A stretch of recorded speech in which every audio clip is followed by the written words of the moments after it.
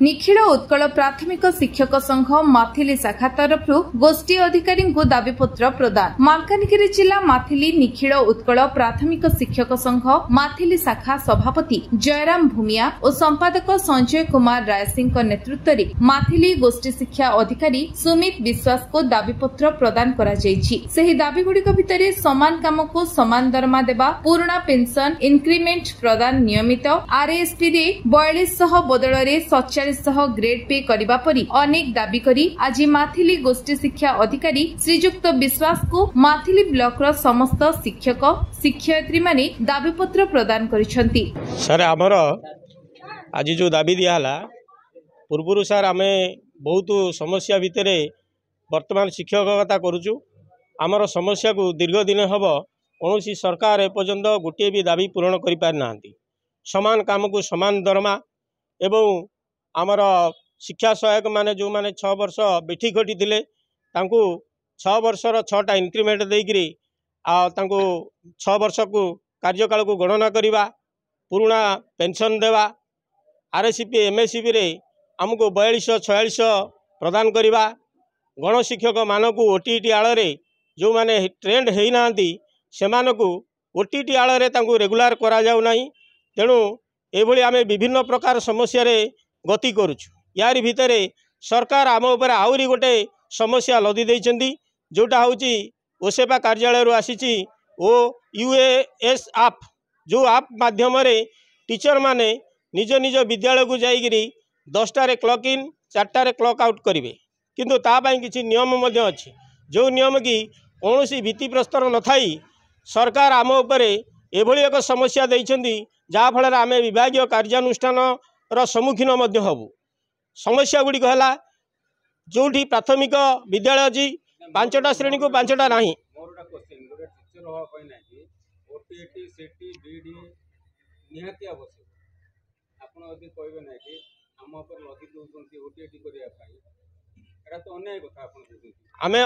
OTT पई समिति कोनोसी बाध्य नथला जेतेबेले हमर टीचर माने 2011 पूर्वरु चाकरी करिसेंती सेमान पई ओटीटी आदौ नथिला, ओटीटी जन्म ही नथिला, किंतु वर्तमान सरकार प्रमोशन देवा को आଳରେ ओटीटी को गोटे बाध्यतामूलक करी आम मानक मानसिक निर्यातना आज पर्यंत देई आसुछंती। नाही ओटीटी लागू होला 2002 रे तार 2012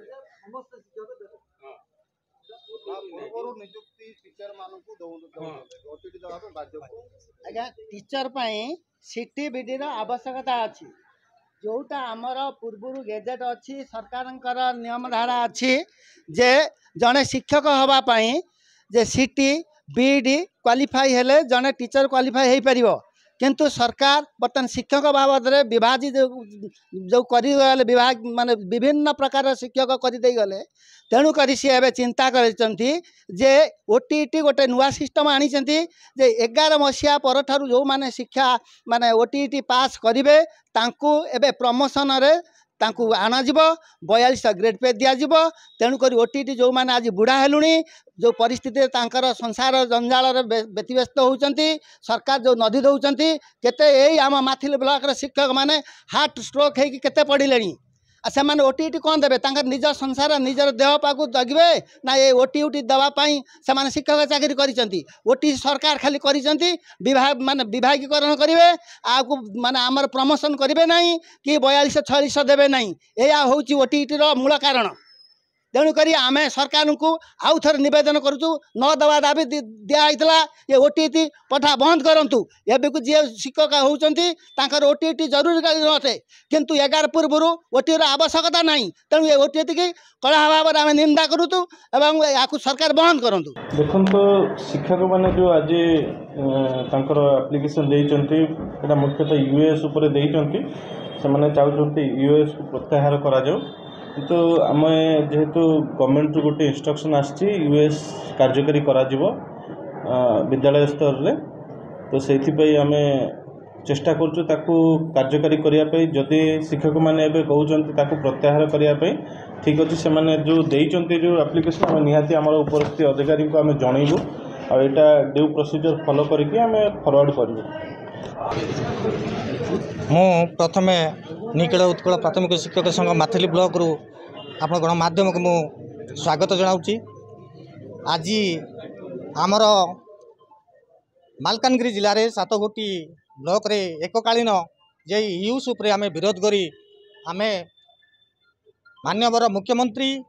एवं मान्यवर गणशिक्षा विभाग मंत्री को उद्देश्य रे आज आमे बीओ महोदय को आमे माथिली आमे मेमोरेंडम देइचु। देखंतु यूएसटा एबे जो प्रकार चाप आम शिक्षक भाई मान ऊपर पड़ी भोज उपर नलिता बिड़ा भाया यूएस गोटे एमती जिनिस कौन भित्तिभूमि न थाई श्रेणीबारी शिक्षक देवा कथा से गुड़ा सब असुविधा अच्छी